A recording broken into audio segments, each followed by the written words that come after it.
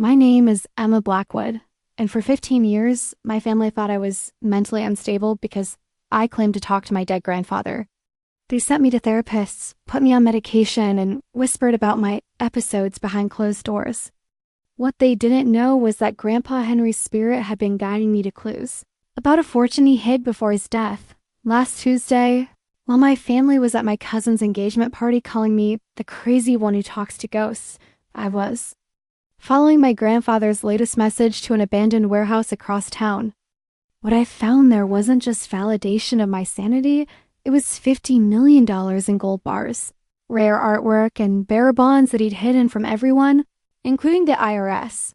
When I walked into that engagement party 3 hours later with a suitcase full of gold bars and legal documents proving I was now worth more than my entire family combined, the silence was deafening. My aunt literally fainted when I announced that the crazy girl had just become the richest person in the room, thanks to her imaginary conversations with a dead man. If you're watching this, hit that like button and subscribe because this story gets absolutely supernatural. Drop your location in the comments. I want to know where my fellow ghost whisperers are watching from. This is about a family who spent years questioning my sanity, not knowing that my delusions were actually treasure maps to a fortune beyond. Their wildest dreams, the Blackwood family had always been obsessed with appearances, success, and most importantly, being normal. My parents, Richard and Margaret Blackwood, built their lives around respectability. Dad was a successful insurance executive. Mom was a prominent real estate agent, and they expected their children to follow equally conventional paths. Thought my older sister Victoria was their pride and joy. Harvard Law, partnership track at a prestigious firm, married to a surgeon, living in a mansion in the best neighborhood. She was everything our parents had dreamed of, successful, stable, and most importantly, completely ordinary my younger. Brother James was following the same script. Pre-med at Stanford, perfect grades, perfect girlfriend, perfect future as a cardiologist. The golden boy who never caused problems or embarrassed the family. Then there was me. The problem started. When I was 7 years old, just 3 months after my beloved grandfather Henry passed away from cancer, I began telling my parents about conversations I was having with Grandpa, describing details about his life that I couldn't possibly have known. Emma says Grandpa told her about the time he fought in Korea. My mother would tell my father with concern, but we never told her those stories. She's probably just remembering things she overheard, Dad would reply, but I could see the worry in his eyes. The conversations became more frequent and detailed. I would relay messages from Grandpa about family members, describe places he'd been that I'd never seen, and most disturbingly, repeat things he claimed to have hidden around the house. Grandpa says there's a silver dollar collection behind the loose brick in the basement. I announced during dinner one night. My parents exchanged glances. They had never told anyone about that hiding spot. As I grew older, my conversations with Grandpa Henry became more sophisticated and specific. He would tell me stories about his business dealings, his travels, and most intriguingly, his concerns about keeping things safe from the government. Grandpa says he never trusted banks, I told my parents when I was 12. He says he put his real money somewhere safe where nobody could take it. Emma, sweetheart, my mother said gently, Grandpa is gone. These conversations you think you're having. They're not real, but they felt real to me. I could see him as clearly as I could see my living family members. He would appear in my room at night, sit on the edge of my bed, and tell me stories about his life that I later discovered were completely accurate when my parents reluctantly confirmed details. The family's concern escalated when I started predicting things. Grandpa would warn me about events before they happened, like when he told me Uncle Robert would have a heart attack 2 weeks before it occurred, or when he predicted that my aunt's husband would lose his job due to company downsizing. This isn't normal, I overheard my mother telling my father. Children don't just know these things. Maybe we should talk to someone. The someone turned out to be a parade of child psychologists, psychiatrists, and therapists who all reached the same conclusion. I was creating an elaborate fantasy to cope with grief and get attention from my family. Emma has an overactive imagination combined with exceptional observational skills, Dr. Patterson explained to my parents. She's picking up on subtle cues in adult conversations, then attributing this knowledge to supernatural sources. The medication started when I was 14. Antipsychotics to stop the hallucinations, mood stabilizers to control my episodes, and therapy sessions twice a week to help me distinguish between reality and fantasy. But Grandpa Henry never stopped visiting me. Despite the medication. In therapy, my conversations with Grandpa continued. If anything, they became more urgent and specific. He began giving me detailed instructions about locations, dates, and hidden objects that he claimed would lead to the real treasure. Emma, listen carefully, he said during one of our nighttime conversations when I was 16. I spent 40 years preparing for the day when the government would try to take everything. I hid my real wealth in places they'll never think to look. He described a complex system of clues hidden throughout the city. Safety deposit boxes registered under false names, storage units paid for decades in advance, and most importantly, a master location where the bulk of his fortune was secured. But you have to be smart about this, he warned. Your family thinks you're crazy. If you start talking about treasure hunts, they'll lock you up in a psychiatric hospital. So I learned to keep our conversations secret while quietly following his clues. The first location he directed me to was an old storage unit across town, registered under the name Henry Blackstone, a variation of our family name that only I would recognize. Inside, one found old photographs, business documents, and most importantly, a hand-drawn map with cryptic symbols and location markers. There was also a letter addressed to my dear Emma that confirmed what I'd had always known. Grandpa was real. Our conversations were real, and he had been preparing me for something extraordinary. If you're reading this, the letter began, it means I successfully made contact from beyond. The family thinks you're sick, but you're the only one who inherited the gift. Your great-grandmother could see spirits too, though she learned to hide it better than you have. The letter contained detailed instructions for finding additional clues, along with warnings about keeping everything secret until I had gathered enough evidence to prove my sanity and claim my inheritance. For the next 6 years, I lived a double life. Publicly, I was the troubled daughter who struggled with mental health issues and couldn't hold down a steady job. Privately, I was following an elaborate treasure map left by a dead man who trusted me with secrets worth millions. The clues led me all over the city. Safety deposit boxes containing rare coins and precious gems. Storage units filled with valuable antiques and artwork. Bank accounts opened under various aliases with substantial balances that had been growing interest for decades. Each discovery came with new instructions, new locations, and pieces of a larger puzzle that Grandpa had spent years constructing. He had anticipated every possibility: government audits, family disputes, economic collapse, and create a system that would preserve his wealth for the one person he trusted most. Your grandfather was paranoid about taxes and government seizure. He explained during one of our conversations. He made his money in ways that weren't always ... conventional. This fortune represents 40 years of careful planning and strategic hiding. The family, meanwhile, continued to worry about my condition. I was in and out of therapy, struggling to maintain jobs because of my episodes, and generally viewed as the family disappointment who couldn't get her life together. Emma's 28 years old and still living at home. I overheard my sister, Victoria, telling my mother, "At some point, you have to accept that she's not going to get better." "The doctors say her delusions are getting worse," my mother replied sadly. She still insists she talks to Dad every night. What they didn't know was that each episode was actually a breakthrough in my treasure hunt. Every time they thought I was having a psychotic break, I was actually receiving crucial information about the next phase of Grandpa's plan. Last month, Grandpa appeared to me with unusual urgency.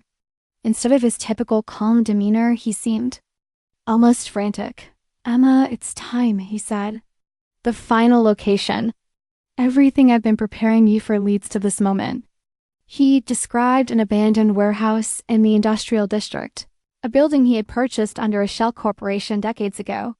The warehouse contained not just money, but the bulk of his hidden fortune: gold bars, rare artwork, bearer bonds, and cash that he had been accumulating for 40 years. "But there's a problem," he warned. "The property is scheduled for demolition next month. If you don't retrieve everything soon, it will be lost forever." The timing couldn't have been worse. My cousin Sarah's engagement party was scheduled for the same weekend, and my absence would be noticed and questioned. The family was already concerned about my recent episodes, and any unusual behavior would likely result in another round of psychiatric evaluations. "I have to go to Sarah's party," I told Grandpa during one of our conversations. "If I miss it, they'll know something's wrong." "Then you'll have to do both," he replied. "Retrieve the treasure and attend the party. Show them that the crazy girl has been right all along." The plan was risky but necessary. I would slip away from the engagement party, retrieve what I could from the warehouse, and return with enough evidence to prove that my delusions were actually communications from beyond the grave. "Are you ready for your life to change completely?" Grandpa asked during our final conversation before the party. "I've been ready for 21 years, I replied. Sarah's engagement party was everything my family loved: elegant, expensive, and filled with successful people celebrating conventional achievements. The venue was a country club ballroom with 150 guests, including extended family, colleagues, and friends who represented the pinnacle of respectability.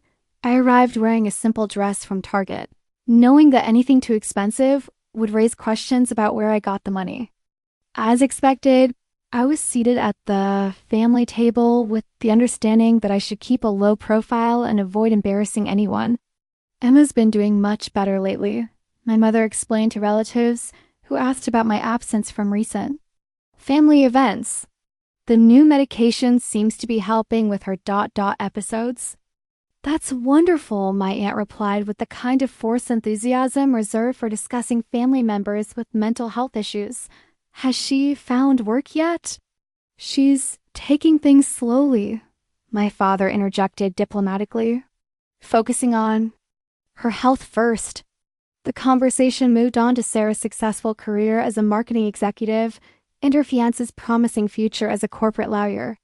I sat quietly, listening to the familiar pattern of family discussions that positioned everyone's achievements while carefully avoiding mention of my condition. During the cocktail hour, I overheard my cousin Michael talking to a group of friends about family dynamics. "Poor Emma," he said, not realizing I was within earshot. "She's been talking to our dead grandfather for over 20 years. The family's tried everything: therapy, medication, even hospitalization. Nothing works." "That's so sad," one of his friends replied. "Mental illness is really devastating for families. The worst part is that she's completely convinced it's real," Michael continued. "She described these elaborate conversations and claimed he's giving her information about hidden money or family secrets. It's heartbreaking to watch." That's when I knew it was time to leave for the warehouse. I slipped out of the engagement party during dinner, telling my mother I needed some air and would be back shortly. The warehouse was a 30-minute drive across town, in an industrial area that had been largely abandoned for years. The building looked exactly as Grandpa had described: 3 stories of red brick with boarded windows and a rusted metal door. Using the key he had told me to find hidden behind a loose brick, I entered what appeared to be an empty storage facility. But Grandpa's instructions were precise. 3rd floor, northwest corner, behind the false wall marked with a small H carved into the brick. The false wall was ingeniously constructed, appearing to be solid brick, but actually concealing a hidden room that had been sealed for decades. Inside, I found something that took my breath away: gold bars stacked floor to ceiling, paintings by famous artists wrapped in protective cloth, boxes of rare coins, jewelry, and precious gems, filing cabinets filled with bearer bonds, stock certificates, and cash in multiple currencies. But most importantly, I found a detailed inventory list in Grandpa's handwriting, documenting everything he had accumulated over 40 years of careful planning. The total value, according to his calculations, was approximately $50 million. I told you this day would come, Grandpa's voice said behind me, and I turned to see him standing in the doorway of the hidden room. It's real, I whispered, tears streaming down my face. It's all real. You were never crazy, Emma, he said gently. You were chosen. This fortune represents everything I worked for, everything I saved, everything I protected from those who would have taken it. And now it's yours. I spent 2 hours carefully selecting items that would serve as undeniable proof. Several gold bars, rare coins, artwork, and most importantly, the legal documents that established my grandfather's ownership of everything in the warehouse. I returned to the engagement party carrying a small suitcase that contained enough treasure to change my life forever. The party was in full swing, with guests dancing and celebrating Sarah's future while completely unaware that the family crazy person had just become the richest person in the room. Emma, there you are, my mother said when I rejoined the family table. We were starting to worry. You were gone for quite a while. I had something important to take care of, I replied, setting the suitcase beside my chair. Nothing too serious, I hope? My father asked with the careful concern of someone monitoring a family member's mental health. Actually, it was very serious, I said, standing up and addressing the entire family table. I need to tell you all something that's going to change everything you think you know about me. Victoria looked alarmed. Emma, maybe this isn't the best time or place ...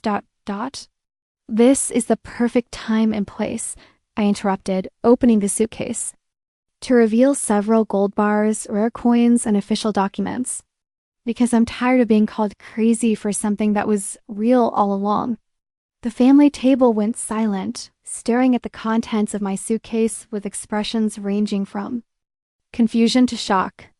For 21 years, you've all believed I was mentally ill because I claimed to talk to Grandpa Henry. I continued, my voice carrying across nearby tables as other guests began to notice the commotion. Emma, please, my mother whispered urgently. People are staring. Let them stare, I replied, pulling out the inventory list and legal documents, because they're about to witness the moment when the crazy girl proved she was right all along. I held up one of the gold bars, which gleamed under the ballroom lights. This is real gold. These are real documents. And this is real proof that my conversations with Grandpa Henry led me to a $50 million fortune that he hid for decades. The silence that followed was deafening. Not just at our family table, but throughout the ballroom as guests realized they were witnessing something extraordinary. The woman they had all dismissed as mentally unstable was displaying evidence of wealth beyond their comprehension. That my Aunt Patricia was the first to speak, her voice barely audible. That's real gold. Real gold, real coins, real artwork, and real legal documents establishing my ownership of everything my grandfather hid over the past 40 years. I confirmed, spreading the papers across the table. Victoria leaned forward to examine the documents, her lawyer's training kicking. And despite her shock, these look legitimate, she said slowly. Property deeds, bank account information, asset inventories, ... How is this possible? My father asked, his face pale. Dad died 21 years ago. He left everything to Mom, and when she died, it was distributed among the family. He left everything you knew about, I corrected. But Grandpa Henry spent 40 years preparing for the possibility that the government would seize his assets. He created an elaborate system of hidden wealth that only I could access. I pulled out my grandfather's letter and read key passages. Aloud, Emma inherited the gift of spiritual communication that runs in our family. She is the only one I trust with the location of my true fortune, because she is the only one who can hear my guidance from beyond. My brother James, who had been silent throughout the revelation, finally found his voice. You're saying that all these years, when we thought you were having psychotic episodes, you were actually following treasure maps from a dead man? That's exactly what I'm saying, I replied. Every episode, every delusion, every conversation you thought was evidence of mental illness was actually Grandpa Henry guiding me to pieces of a fortune worth $50 million. The engagement party had essentially stopped as guests. gathered around our table. Drawn by the drama and the undeniable evidence of wealth I was displaying, Sarah, the bride-to-be, approached our table with her fiancé. Emma, what's happening? Everyone's talking about gold and treasure. What's happening? I said, standing to address the growing crowd. Is that the family crazy person?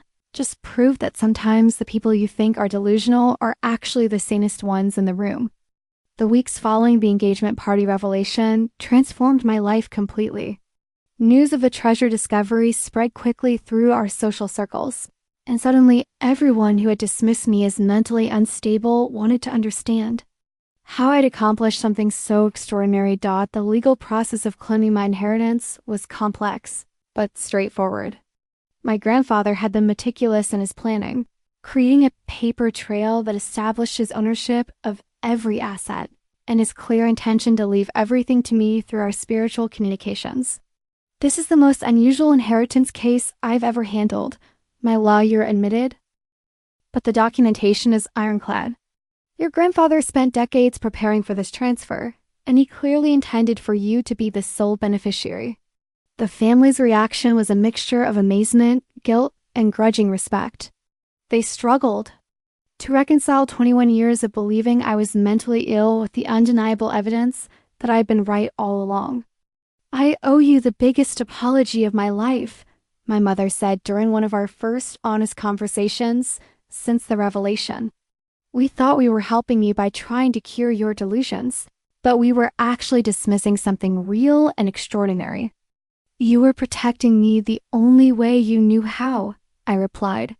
But now you understand that some things can't be explained by conventional medicine or psychology.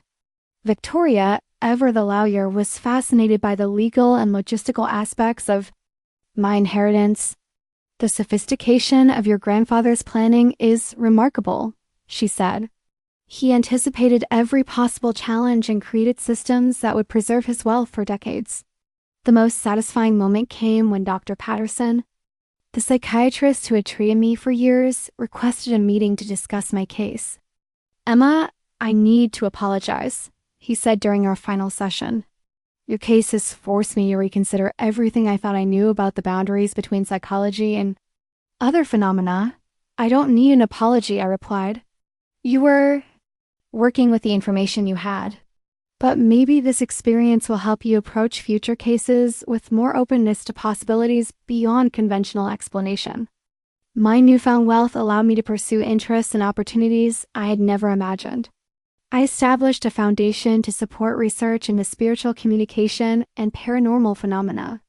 I purchased a beautiful home where Grandpa Henry visits regularly, no longer as a secret, but as an acknowledged family advisor. You did well, Emma, he told me during one of our recent conversations. You proved that love and communication don't end with death, and that sometimes the people who seem most lost are actually following a path others can't see. The engagement party that was supposed to celebrate Sarah's conventional success became the night when the family crazy person proved that reality is far more complex and wonderful than anyone imagined. Have you ever been dismissed for believing in something others couldn't understand? Sometimes the greatest treasures are hidden in places that only certain people can access. And sometimes the most valuable inheritance isn't money. It's the courage to trust in something beyond conventional explanation. Drop your paranormal experiences in the comments below, and if this story opened your mind to new possibilities, hit that like button and subscribe for more stories about the extraordinary hiding in plain sight. Remember, just because others can't see what you see doesn't mean it isn't real. Sometimes the greatest adventures begin when you stop trying to convince others and start trusting yourself.